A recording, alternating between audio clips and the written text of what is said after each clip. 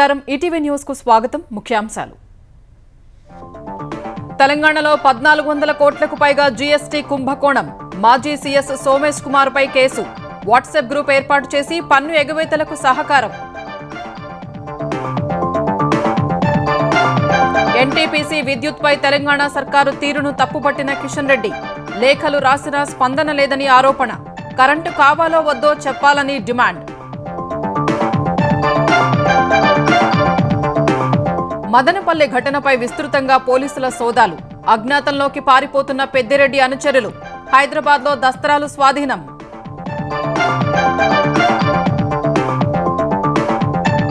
చిత్తూరు జిల్లాలో భూ కబ్జాలపై 376 ఫిర్యాదులు పెద్దిరెడ్డి ఆయన సోదరులపై 229 మంది ఆరోపణ సిట్టింగ్ జడ్జితో విచారణ జరిపించేందుకు కసరత్తు కోనసీమ జిల్లాను వీడని గోదావరి వరద నీరు 200 లంకల్లో ప్రజలకు ఇక్కట్లు వేలాది ఎకరాల్లో కుళ్లుతున్న పంటలు పశుగ్రాసానికి కొరత అక్రమ కోచింగ్ సెంటర్లపై ఢిల్లీ సర్కారు చర్యలు బేస్మెంట్లలో నిర్వహిస్తున్న 13 సంస్థలకు సీల్ డ్రైనేజీ ఆక్రమణలే వరద పోటుకు కారణమని వెల్లడి కాలిఫోర్నియా కార్చిచ్చుతో పడిపోయిన వాయు నాణ్యత అమెరికా కెనడాలో లక్షలాది మందికి హెచ్చరిక మంటలు ఆర్పేందుకు శ్రమిస్తున్న సిబ్బంది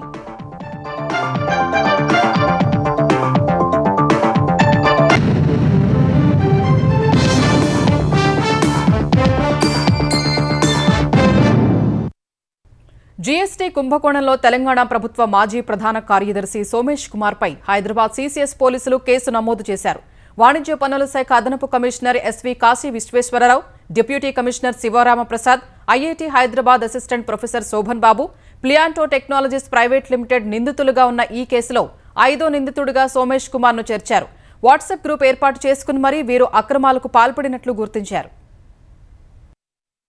తెలంగాణలో భారీ జీఎస్టీ కుంభకోణం వెలుగు చూసింది వాణిజ్య పన్నుల శాఖ జాయింట్ కమిషనర్ రవి కానూరి ఇచ్చిన ఫిర్యాదు మేరకు హైదరాబాద్ సీసీఎస్ పోలీసులు కేసు నమోదు చేశారు ఒక్క తెలంగాణ బేవరేజెస్ కార్పొరేషన్ పన్ను ఎగవేత ద్వారానే వాణిజ్య పన్నుల శాఖకు 1000 కోట్లకు పైగా నష్టం వాటిల్లగా మరో 11 ప్రైవేటు సంస్థలు సుమారు 400 కోట్లు ఎగవేసినట్లు ప్రాథమికంగా గుర్తించినట్లు ఆ ఫిర్యాదులో పేర్కొన్నారు ఎఫ్ఐఆర్ ప్రకారం మానవ వనరుల్ని సరఫరా చేసే big leap technologies and solutions private limited పన్ను చెల్లించకుండానే 25.51 కోట్ల ఇన్పుట్ ట్యాక్స్ క్రెడిట్ తీసుకుని మోసానికి పాల్పడినట్లు తేలిన నేపథ్యంలో వాణిజ్య పన్నుల శాఖ అంతర్గతంగా విచారణ జరిపింది వాణిజ్య పన్నుల శాఖకు సాంకేతికతను అందించే సర్వీస్ ప్రొవైడర్ గా ఐఐటీ హైదరాబాద్ వ్యవహరించింది తెలంగాణలో పన్ను చెల్లింపుదారులు నమోదు చేసే ఐటీ రిటర్న్ అక్రమాల్ని గుర్తించడంతో పాటు డేటాను విశ్లేషించడం సర్వీస్ ప్రొవైడర్ చేయాల్సిన పని పన్ను చెల్లింపుదారులో ఎవరైనా అక్రమాలకు పాల్పడితే సర్వీస్ ప్రొవైడర్ రూపొందించిన స్క్రూటీనీ మాడ్యూల్ గుర్తించాల్సి ఉంటుంది కానీ బిగ్ లీప్ టెక్నాలజీస్ అక్రమాలకు పాల్పడినా ఈ మాడ్యూల్ గుర్తించలేదు వాణిజ్య పన్నుల శాఖ అంతర్గత విచారణలో తీగలాగితే డొంక కదిలింది బిగ్ లీప్ అక్రమాల నేపథ్యంలో వాణిజ్య పన్నుల శాఖ నియమించిన అధికారి గతేడాది డిసెంబర్ 26న ఐఐటీ హైదరాబాద్ ప్రాంగణంలో విచారణ జరిపారు అప్పటి రెవెన్యూ శాఖ ప్రత్యేక ప్రధాన కార్యదర్శితో పాటు వాణిజ్య పన్నుల శాఖ అదనపు commissioner SV Kashi Visweswararao deputy commissioner Sivaramaprasad మౌఖిక ఆదేశాలతో అక్రమాల్ని గుర్తించకుండా సాఫ్ట్వేర్ లో మార్పులు చేసినట్లు విచారణలో గుర్తించారు ఐజీఎస్టీలో అక్రమాల్ని గుర్తించకుండా సాఫ్ట్వేర్ లో మార్పులు చేసిన కారణంగా ప్రభుత్వ ఖజానాకు నష్టం వాటిల్లినట్లు తెలిపారు ఈ నివేదిక ఆధారంగా Kashi Visweswararao Sivaramaprasad Plianto technologies private limited ను వాణిజ్య పన్నుల శాఖ వివరణ కోరింది సోమేష్ కుమార్ ఆదేశాలతోనే తాము సాఫ్ట్వేర్ లో మార్పు చెయ్యాలని సూచించినట్లు వారు వివరణ ఇచ్చారు వాణిజ్య పన్నుల శాఖకు సంబంధించి తామెలాంటి సాఫ్ట్వేర్ ను అభివృద్ధి చెయ్యలేదని ప్లియాంటో టెక్నాలజీస్ సంస్థ వివరణ ఇచ్చింది ఈ నేపథ్యంలో తమ శాఖకు ఐఐటీ హైదరాబాద్ తో జరిగిన ఒప్పందం గురించి మరింత లోతుగా వివరాలు రాబట్టేందుకు జనవరి 25న స్టేట్ ఆడిట్ డిపార్ట్మెంట్ డైరెక్టర్ కు వాణిజ్య పన్నుల శాఖ ఉన్నతాధికారులు లేఖ రాశారు పలు లోపాలు ఉన్నట్లు ఆడిట్ డిపార్ట్మెంట్ నివేదిక ఇచ్చింది డేటా అంతా ఐఐటీ హైదరాబాద్ నియంత్రణలోనే ఉందని డేటాలో అవసరమైనప్పుడు మార్పులు చేసేందుకు అవకాశం ఉందని వెల్లడించింది మరోవైపు ఐఐటీ హైదరాబాద్ నిర్వహణలో ఉన్న డేటాబేస్ ఆడిట్ అప్లికేషన్ల గురించి సీడాక్ నుంచి సైతం వాణిజ్య పన్నుల శాఖ నివేదిక తెప్పించింది ఈ నేపథ్యంలో సీడాక్ ఐఐటీ ఐఐటి హైదరాబాద్ వాణిజ్య పన్నుల శాఖ ఉన్నతాధికారుల మధ్య జనవరి 30న ఒక సమావేశం జరిగింది. స్పెషల్ ఇనిషియేటివ్స్ పేరిట ఏర్పాటైన వాట్సాప్ గ్రూప్ నుంచి ప్రాజెక్ట్ ఇన్వెస్టిగేటర్ ప్రొఫెసర్ శోభన్ బాబుకు తరచూ ఆదేశాలు వచ్చేవని ఆ సమావేశంలో వెల్లడైంది. ఆ గ్రూప్ లో సోమేష్ కుమార్, కాశీ విశ్వేశ్వరరావు, శివరామ ప్రసాద్ సభ్యులుగా ఉన్నట్లు తేలింది. వాట్సాప్ గ్రూప్ ఏర్పాటుపై వాణిజ్య పన్నుల శాఖ కాశీ విశ్వేశ్వరరావు, శివరామ ప్రసాద్ల వివరణ కోరింది. సోమేష్ కుమార్ పర్యవేక్షణలోనే ఏర్పాటైన ఆ గ్రూపును 2022 డిసెంబర్లో నిలిపేశామని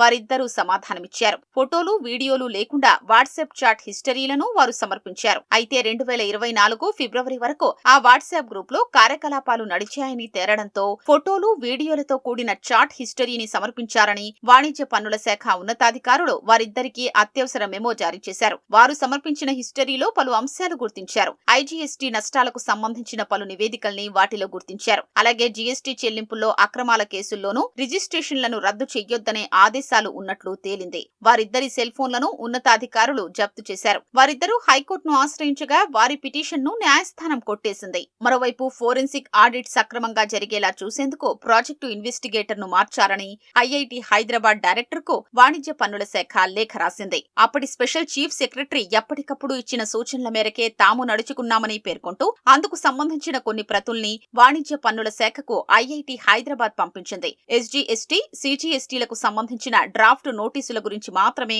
ఆ ప్రతుల్లో ఉన్నట్లు తేలింది. కాశీ విశ్వేశ్వరరావు చెప్పినట్లు ఐజీఎస్టీకి సంబంధించి లేకపోవడం గమనార్హం. ఫోరెన్సిక్ ఆడిట్ కు సంబంధించి సీడాక్ తుది నివేదిక ప్రకారం 75 మంది పన్ను చెల్లింపుదారులకు సంబంధించిన కార్యకలాపాల్ని ఉద్దేశపూర్వకంగా ఆన్లైన్లో కనిపించకుండా చేసినట్లు గుర్తించారు. పన్ను ఎగవేతకు సహకరించేందుకే ఇలా చేసినట్లు తేలింది.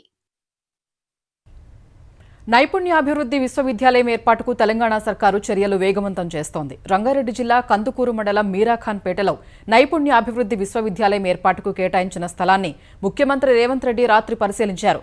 తెలంగాణ వైద్యారోగ్య శాఖ మంత్రి దామోదర రాజనరసింహతో కలిసి 57 ఎకరాల భూమిని సీఎం పరిశీలించారు. స్థలానికి సంబంధించిన మ్యాప్ను పరిశీలించిన ఆయన సంబంధిత అధికారులను వివరాలు అడిగి తెలుసుకున్నారు. కొంగర నుంచి విశ్వవిద్యాలయం వరకు 200 అడుగుల రోడ్డు పనులు వేగంగా చేపట్టేందుకు ప్రణాళికలు సిద్ధం చేయాలని అధికారులను ముఖ్యమంత్రి ఆదేశించారు.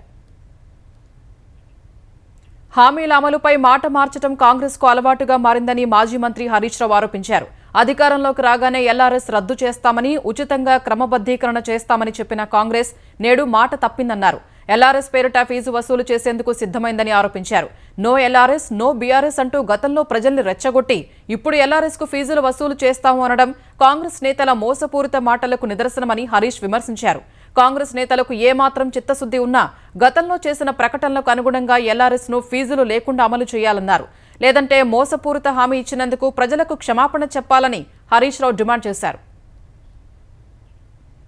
విద్యుత్ ఉత్పత్తి సామర్థ్యం పెంచడం ద్వారా తెలంగాణ ప్రజలకు ఎక్కువ కరెంట్ను అందుబాటులోకి తేవాలనుకున్న కేంద్రం ప్రయత్నాలకు కాంగ్రెస్ సర్కారు సహకరించడం లేదని కేంద్ర బొగ్గు శాఖ మంత్రి కిషన్ రెడ్డి ఆరోపించారు.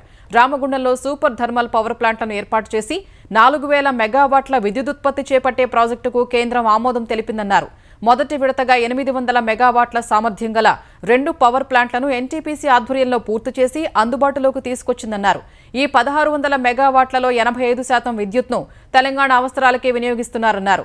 ఈ 4000 మెగావాట్ల ప్రాజెక్టులో మిగిలిన 2400 మెగావాట్ల ప్రాజెక్టును వీలైనంత త్వరగా ప్రారంభించి తెలంగాణకు విద్యుత్ భద్రత కల్పించాలని కేంద్రం భావిస్తోందన్నారు. ఇందుకు ఎన్టీపీసీతో తెలంగాణ విద్యుత్ పంపిణీ సంస్థ విద్యుత్ కొనుగోలు ఒప్పందం చేసుకోవాల్సి ఉంటుందన్నారు. ఒప్పందానికి సహకరించాలని తెలంగాణ ప్రభుత్వానికి 4 సార్లు లేఖలు రాసినా స్పందన రాలేదన్నారు. తెలంగాణ ప్రభుత్వానికి ఆసక్తి లేని పక్షంలో దీన్ని దక్షిణాదిలోని ఇతర రాష్ట్రాలకు విక్రయించేందుకు అనుమతి ఉంటుందని ఎన్టీపీసీ రాసిన లేఖలు స్పష్టం చేస్తున్నాయన్నారు. తెలంగాణలో ఉత్పత్తయ్యే విద్యుత్పై తొలి హక్కు తెలంగాణ ప్రజలదే అని కిషన్ రెడ్డి చెప్పారు. దాన్ని అందుకోవడంలో రాష్ట్ర ప్రభుత్వం విఫలమవుతోందని మరోసారి నిరూపితమైందన్నారు. ఇకనైనా తెలంగాణ ప్రభుత్వం సానుకూల చర్యలు చేపట్టాలని కిషన్ రెడ్డి ఒక ప్రకటనలో సూచించారు.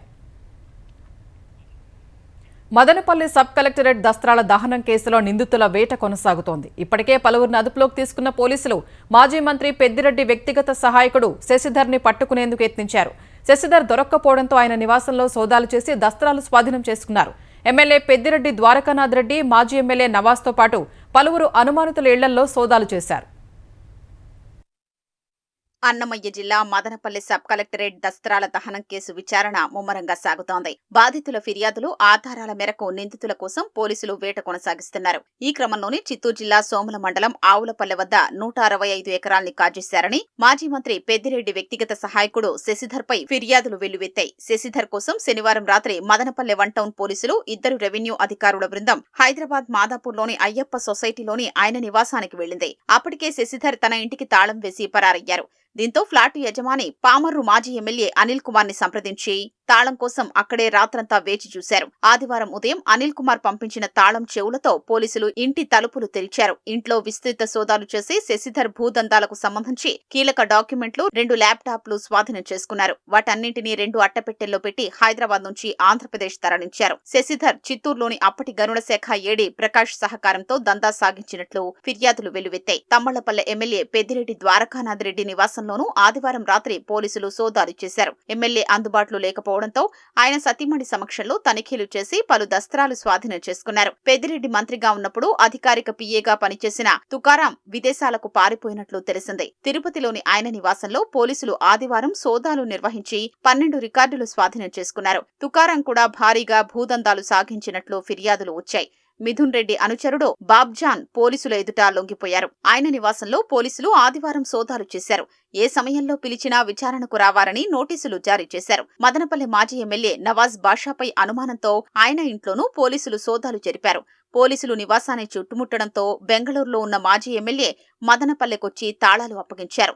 సోదాల్లో ఎలాంటి ఆధారాలు లభ్యం కాకపోవడంతో పోలీసులు వెళ్లిపోయారు. తప్పు చేయని వ్యక్తి నేను. ఎక్కడ కూడా కబ్జాలకు గానీ ఎక్కడ కూడా ఈవెన్ దో ఏ డిపార్ట్మెంట్ వాళ్ళు కూడా అవినీతి గానీ రెవెన్యూ డిపార్ట్మెంట్ లో ఏదైనా తప్పు పనులు చేస్తా ఉన్నా కూడా నేను అడ్డుపడి దానికి చేయని వ్యక్తి కాబట్టి నేను ఈరోజు ప్రజల ముందుకి తలకాయ ఎత్తుకొని తిరిగే విధానంగా నేను శాసనసభ్యుడిగా పనిచేసినాను కాబట్టి ఆ గర్వం నాలో ఎప్పుడు ఉంటుందని చెప్పి మంచి ఏది చెడు ఏది వాస్తవమే అవాస్తవం ఏదనేది మీరు ప్రజల ముందుకు తీసుకొని పోవాలని చెప్పి తెలియజేసుకుని మీ అందరికీ ధన్యవాదాలు. ఫైళ్ల దహనం కేసు ఘటనకు బాధ్యులుగా గుర్తిస్తూ మదనపల్లె రెవెన్యూ డివిజనల్ పూర్వ ఆర్డీఓలో మురళి, హరిప్రసాద్, సీనియర్ అసిస్టెంట్ గౌతమ్ తేజ్ ని ప్రభుత్వం సస్పెండ్ చేయనున్నట్లు సమాచారం.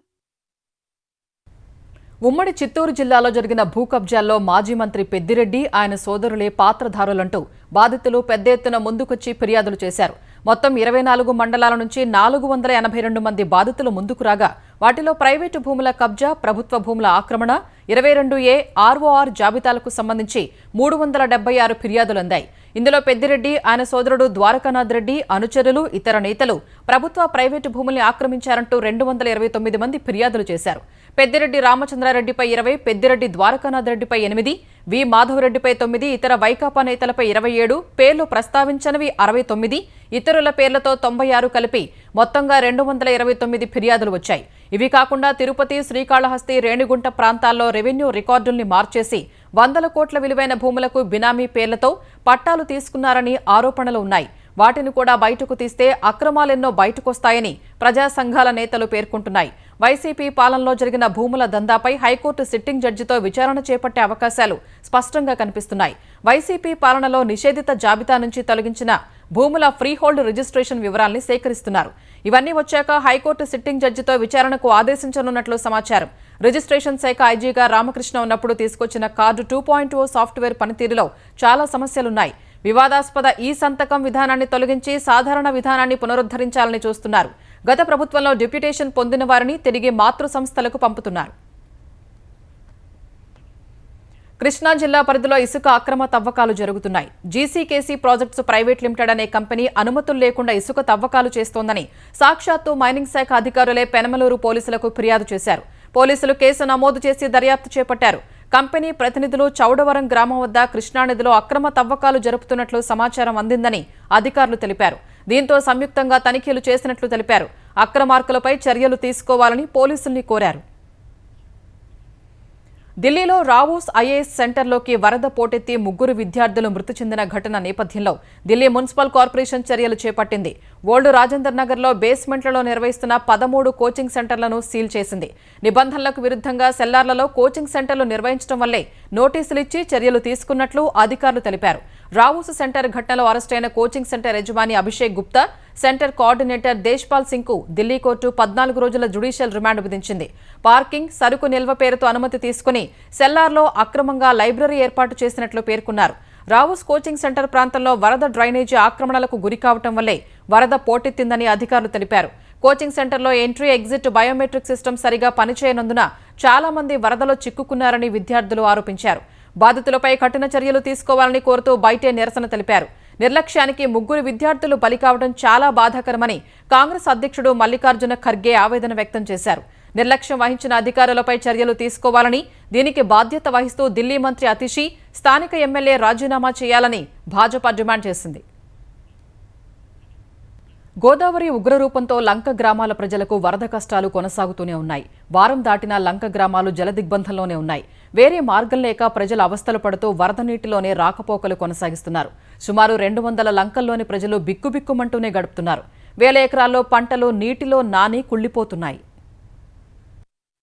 భద్రాచలం వద్ద గోదావరి నీటి మట్టం తగ్గుతున్నప్పటికీ కోనసీమ లంకలను వరద కష్టాలు వీడటం లేదు. గౌతమి గోదావరి తీరంలోని కొత్తపేట, పి గన్నవరం, ముమ్మిడివరం, రామచంద్రాపురం నియోజకవర్గాల పరిధిలోని లంకలను వరద నీరు చుట్టుముట్టింది. ఐనవిల్లి మండలం వెదురుబీడం కాజువేపై వరద నీరు ప్రవహిస్తోంది. వీరవల్లిపాలెం, ఐనవిల్లి లంక వాసులు పడవలపైనే రాకపోకలు సాగిస్తున్నారు. పొట్టిలంక నీటిలో మగ్గుతోంది. ఉద్యానవన పంటలు నీట మునిగాయి. ముమ్మిడివరం మండలంలోని గురజాపు లంక, లంక ఆఫ్ టానే లంక, కూనాలంకల్లో వరద ఉధృతి తగ్గలేదు. తాళరేవు మండలం గోగుల్లంక, కె గంగవరం మండలం సేరిల్లంక, ఐ పోలవరం, కాట్రైనుకోన తదితర మండలాల్లోని లోతట్టు ప్రాంతాలు లంకలు నీట మునిగాయి. గోదావరి వచ్చినప్పుడు అలాగా కోతకు గురవుతుందండి. ఇది ఎకరం 2 ఎకరాల్లో రేవులకి వెళ్ళిపోతుందండి. అది వేసుకొని రైతులకి చాలా ఇబ్బందిగా ఉంటుందండి. దానా రాలేదండి. ఇంకా తోల పరిస్థితి అంటే గడ్డి పరకలు లేవండి. ఎక్కడో లంకలో ఉన్నాం మేము. అక్కడి నుంచి ఇక్కడ తోలు తీసేసుకున్నాం. బీరపోతులు, వంగ చెట్లు, బెండపోతులు ఇలాంటితోనేమో ఇలా ఉండిపోయిందండి. ఎకరానికి 15,000, 20,000 పెట్టుబడి పెడతారండి. పెట్టిన పెట్టుబడి నష్టపోయినప్పుడు నష్టపరాన్ని ఇప్పించాలనేసి ప్రభుత్వం కోరుకున్నామండి. మరి కె గంగవరం మండలం కోటిపల్లిలోని వరద ప్రభావిత ప్రాంతాలలో ఆంధ్రప్రదేశ్ మంత్రుల బృందం పర్యటించింది. మంత్రులు అచ్చెన్నాయుడు, వంగలపూడి అనిత, వాసంశెట్టి సుభాష్, కలెక్టర్ మహేష్ కుమార్ బాధితులకు నిత్యావసరాలు అందజేశారు. కోటిపల్లి, సుందరపల్లి వద్ద కోతకు గురైన గోదావరి ఏటిగట్టు పరిశీలించారు. ఏటిగట్లు కోతకు గురి కాకుండా శాశ్వత పరిష్కారం చేస్తామని మంత్రులు తెలిపారు. పి గన్నవరం, రాజోలు నియోజకవర్గాల్లోని టేకుశెట్టిపాలెం, అప్పనరాముని లంక, సకినేటిపల్లి, లాకుపేట, కొత్తలంక, ఓఎన్జీసీ కాలనీ, రామరాజులంక తదితర ప్రాంతాల్లో ఇళ్లు నీట మునిగాయి. మామిడికుదురు మండలంలోని అప్పనపల్లి కాజువేపై వరద ఉధృతంగా ప్రవహిస్తోంది. పి గన్నవరం మండలంలోని జి పెదపూడి లంక, కె ఏనుగుపల్లి లంక, శివాయలంక గ్రామాలు నీటిలో నానుతున్నాయి. ఇంక ఇలాగే ఇబ్బంది పడుతూ ఉంటాం. మళ్ళీ ఇప్పుడు అక్కడ పెరిగింది అనుకోండి, ఆ వాటర్ అంతా ఇక్కడ దిగుతుందండి. రోజు వెళ్ళి పోవాలన్నా ఏదైనా తెచ్చుకోవాలన్నా టీ-షర్ట్ వాళ్ళు వెళ్ళాలండి. ఇక్కడ మాకు వాటర్ సమస్య కూడా తాగడానికి చాలా ఇబ్బందిగా ఉంది. వాటర్ కానీ నిత్యావసర వస్తువులు తెచ్చుకోవడానికి కొంచెం ఇబ్బందికరంగా ఉందండి. అది ఏంటంటే కొంచెం బయటికి వెళ్ళడానికి అవి బోట్లు అవి అరేంజ్ చేసి చేస్తున్నారండి. ప్రభుత్వం వారు కూడా సహకారం బాగా ఉంది. పచ్చగడ్డ అవి లేకపోవడం వల్ల పరుచు కోసం ఇబ్బందిగా ఉంటుంది. అది కూడా ఏర్పాటు చేస్తే కొంచెం ప్రజలకి వెసులుబాటుగా ఉంటుంది. పి గన్నవరం మండలం ఊడిమూడి లంకకు తాగునీరు తీసుకెళ్తున్న పడవ వశిష్ఠ గోదావరిలో బోల్తా పడింది. ఈ ప్రమాదంలో ఉడిమూడికి చెందిన విజయకృష్ణ మృతి చెందారు. 5 వ్యక్తులు ప్రాణాలతో బయటపడ్డారు. రోజూ వెళ్లే మార్గంలో కాకుండా వేరే వైపు పడవ వెళ్లడంతో ఈ ప్రమాదం జరిగినట్లు కలెక్టర్ మహేష్ కుమార్ తెలిపారు. మృతి చెందిన విజయకృష్ణ కుటుంబానికి ముఖ్యమంత్రి చంద్రబాబు 5 లక్షల రూపాయలు సాయం ప్రకటించారు. పశ్చిమ గోదావరి జిల్లా ఆచంట మండలం అయోధ్యలంకలో ముంపునకు గురైన పలు ప్రాంతాల్లో కలెక్టర్ చదలవాడ నాగరాణి పర్యటించారు. వరద బాధితుల యోగక్షేమాలను తెలుసుకున్నారు. పశ్చిమ గోదావరి జిల్లా పరిధిలోని కోనసీమ వైపు ఉన్న కనకాయలంక, పుచ్చకాయలంక, అయోధ్యలంక తదితర లంక గ్రామాలన్నీ ముంపులో మగ్గుతున్నాయి. మంత్రి నిమ్మల రామానాయుడు ఆధ్వర్యంలో బియ్యం, నిత్యావసర సరుకులు పంపిణీ చేశారు. జలాశయాల్లో వరద ఉధృతి పెరుగుతున్న నేపథ్యంలో ముంపు గ్రామాలపై ప్రత్యేక దృష్టి సారించాలని ఆంధ్రప్రదేశ్ విద్యుత్ శాఖ మంత్రి గొట్టిపాటి రవికుమార్ అధికారులను ఆదేశించారు. విద్యుత్ సరఫరాకు అంతరాయం లేకుండా చూడాలని సూచించారు.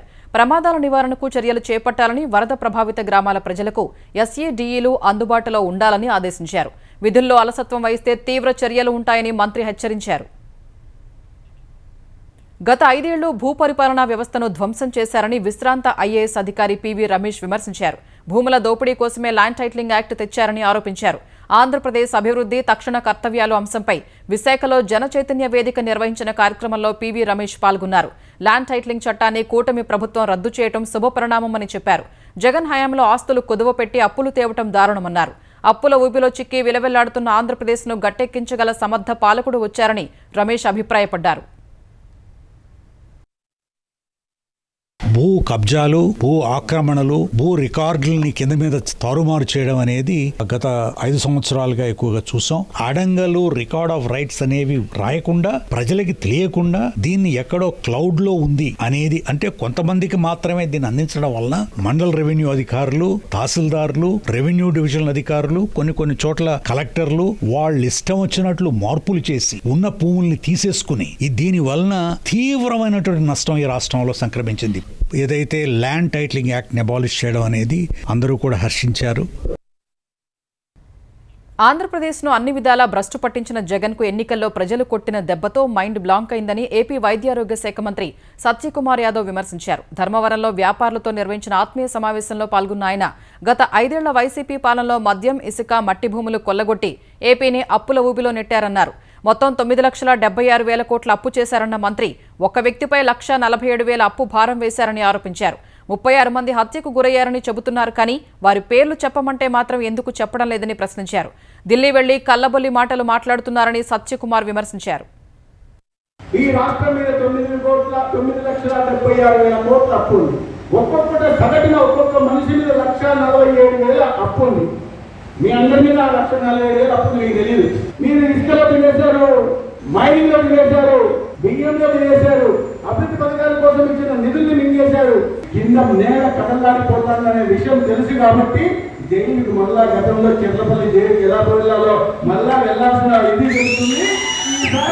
ఈసారి ప్రమోషన్ వచ్చి తీహార్ జైలు ప్రమోషన్ వస్తుంది కాబట్టి ఇవాళ ప్రజల్ని మోసం చేసే ప్రయత్నం చేస్తాం. తెలంగాణ అసెంబ్లీలో బడ్జెట్ పద్దులపై చర్చ జరగనుంది. ఈ రోజు కూడా ప్రశ్నోత్తరాలు రద్దు చేశారు. ఇవాళ మొత్తం 19 పద్దులపై శాసనసభలో చర్చించనున్నారు. ముఖ్యమంత్రి రేవంత్ రెడ్డి, ఉప ముఖ్యమంత్రి భట్టి విక్రమార్క, పలువురు మంత్రులు ఈ పద్దులను సభలో ప్రవేశపెట్టనున్నారు. ఆర్థిక నిర్వహణ, ఆర్థిక ప్రణాళిక, విద్యుత్, మున్సిపల్ అడ్మినిస్ట్రేషన్, అర్బన్ డెవలప్మెంట్, పరిశ్రమలు, ఐటీ, ఎక్సైజ్, హోం, కార్మిక, ఉపాధి, రవాణా, బీసీ సంక్షేమం, పాఠశాల విద్య, ఉన్నత విద్య, సాంకేతిక విద్య, మెడికల్ అండ్ హెల్త్ తదితర 19 పద్దులపై చర్చించి ఆమోదం తెలపనున్నారు. అమెరికాలో కాలిఫోర్నియా అడవుల్లో చెలరేగిన కార్చిచ్చు కారణంగా వాయు నాణ్యత బాగా పడిపోయింది. ఈ నేపథ్యంలో పశ్చిమ అమెరికా, కెనడాలోని లక్షలాది మందికి ఆరోగ్య హెచ్చరికలు జారీ చేశారు. 1430 చదరపు కిలోమీటర్ల పరిధిలో విస్తరించిన మంటలు ఆర్పేందుకు వందలాది మంది అగ్నిమాపక సిబ్బంది తీవ్రంగా శ్రమిస్తున్నారు. ఈ ఏడాది కాలిఫోర్నియాలో చెలరేగిన మంటల్లో ఇదే పెద్దదని అధికారులు తెలిపారు. ఇప్పటివరకు 12% మంటలను మాత్రమే అదుపు చేయగలిగారు. తక్కువ ఉష్ణోగ్రతలు, గాలిలో తేమ శాతం పెరగడంతో మంటలు ఆర్పేందుకు అనువుగా ఉందని అగ్నిమాపక సిబ్బంది చెబుతున్నారు. పారడైజ్, బుట్టే కౌంటీల్లో పలు ఆవాసాల్ని ఖాళీ చేయాలని అధికారులు హెచ్చరించారు. 2018లో ఈ ప్రాంతంలో చెలరేగిన మంటల్లో 85 మంది మృతి చెందగా 11,000 ఇళ్లు ఖాళీ బూడిదయ్యాయి. ఈ నేపథ్యంలో అక్కడ ముందు జాగ్రత్త చర్యలు తీసుకుంటున్నారు. పారడైజ్కు పశ్చిమ దిశగా ఉన్న చీకో నగరం వరకు మంటలు విస్తరించకపోవచ్చని అగ్నిమాపక సిబ్బంది చెబుతున్నారు. హెలికాప్టర్లు, ఎయిర్ ట్యాంకర్లతో 3,400 మంది అగ్నిమాపక దళ సిబ్బంది మంటలు ఆర్పుతున్నారు. కార్చిచ్చు వల్ల 134 నిర్మాణాలు నాశనమైనట్లు డ్రోన్ దృశ్యాల ద్వారా గుర్తించారు. ఈ సంఖ్య ఇంకా పెరగవచ్చని చెబుతున్నారు. జర్మనీలో దీర్ఘశ్రేణి హైపర్సోనిక్ క్షిపణుల్ని మోహరించాలన్న అమెరికా ప్రణాళికలకు తగిన బదులిచ్చేందుకు తాము కూడా సరికొత్త ఆయుధాల్ని దించుతామని రష్యా అధ్యక్షుడు వ్లాదిమిర్ పుతిన్ హెచ్చరించారు. ఆదివారం సెయింట్ పీటర్స్బర్గ్లో జరిగిన నౌకాదళ విన్యాసాల సందర్భంగా ఆయన మాట్లాడారు. మధ్యశ్రేణి, స్వల్ప శ్రేణి ఆయుధాల వినియోగంపై ఇదివరకు విధించుకున్న మారటోరియం నుంచి బయటకు వస్తామని తెలిపారు. దీనికి తగిన ఆయుధాల్ని అభివృద్ధి చేసే అంశం తుది దశలో ఉందన్నారు. తమ నౌకాదళం బలగాల్ని పెంచుకుంటామని పుతిన్ స్పష్టం చేశారు. ప్రముఖ ఎన్నికల వ్యూహకర్త ప్రశాంత్ కిషోర్ కొత్త రాజకీయ పార్టీ పెట్టనున్నారు. అక్టోబర్ 2న గాంధీ జయంతి సందర్భంగా జన్ సురాజ్ పార్టీని స్థాపించబోతున్నట్లు వెల్లడించారు. వచ్చే ఏడాది బీహార్ అసెంబ్లీ ఎన్నికల్లో పోటీ చేస్తామని కిషోర్ ప్రకటించారు. ప్రస్తుతం జన్ సురాజ్ పేరుతో క్యాంపెయిన్ నడుపుతున్న ప్రశాంత్ కిషోర్ దానినే రాజకీయ పార్టీగా మార్చనున్నారు. ఆదివారం జన్ సురాజ్ వర్క్షాప్లో మాట్లాడిన ప్రశాంత్ కిషోర్ కొత్త పార్టీకి ఎవరు మార్గదర్శకం వహిస్తారనేది త్వరలో వెల్లడిస్తామని చెప్పారు. మెరుగైన విద్య, వైద్యం, బీహార్ భవిష్యత్తు కోసం శ్రమించాలని కార్యకర్తలకు ప్రశాంత్ కిషోర్ దిశానిర్దేశం చేశారు.